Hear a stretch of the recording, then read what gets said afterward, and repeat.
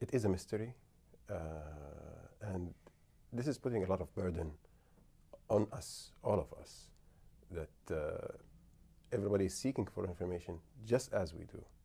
And they think that we have answers. Unfortunately, we don't. Abdullah, we've heard from the Turkish government that have said that they believe that your father walked into the consulate, that he was choked, that he was then killed. From the Saudi government, we understand that he was killed. Until now, it's vague, like it's the story, like the details, what exactly happened inside. As you know, how is the media, Twitter, TV stations, everybody's telling a different story. And for me, I'm trying to simplify it as much as possible, that he died. Yeah. And as simple as that.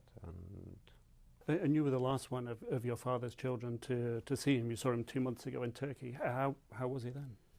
He was happy. It was a very good opportunity for me to see him.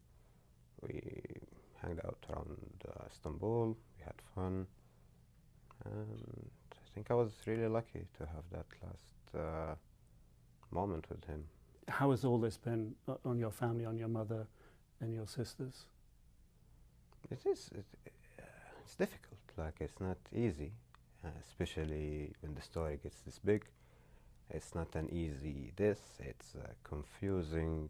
Even the way we grieve, it's a bit confusing, like, because we're grieving, at the same time we're looking at the media and the misinformation. Like, there's a lot of ups and downs. It's not a normal situation. Like, it's not a normal death at all.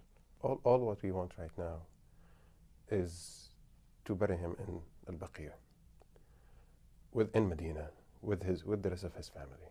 In Saudi Arabia? In Saudi Arabia, yes. I talked about that with the Saudi authorities, and I just hope that it happens soon. But you need to find, somebody needs to find his body. Yes. I believe that the search is ongoing, and I'm really hopeful about that. What do you place your hope in? It's an Islamic tradition. It's not only Islamic, it's basic humanitarian issue. We just need to make sure that he rests in peace. Until now, I still can't believe that he's dead. I know, I mean, it's not sinking in with me emotionally. He has deceased, for sure. But the emotional burden that is coming with the puzzle is really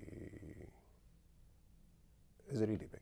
When you went into your father's apartment here in the United States, you discovered something that made you realize just how important his grandchildren were to him.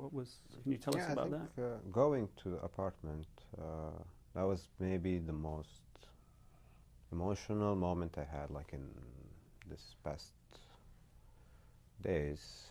This picture especially, it was next to his bedstand, next to his bed, and his grandchildren, and that's the last thing he looked at before he goes to bed. It's that thing shocked me, like, not shocked, but it's just, it showed a side, not a new, but it put an emphasis on his gentle, tender side of loving his family, his grandkids, and the last thing he would see at night was his grandchildren, and he put that there so he would see. Yeah, it's just something huge, and it touched me personally, like, and all of the family when they knew about it. What are you proudest of? He's always said the truth, like, basic human, just a good person, as simple as that. And he was very brave. He was always out there. Like, for me, he was like a rock and roll star as a journalist. Like, because he was sort of pushing the system a bit. Yeah, and he's always pushing. He was always Yeah, he's brave. There have been people who've been trying to sort of create a different impression about him, a different legacy, allegations that he was sort of supported the Muslim Brotherhood. I don't believe so.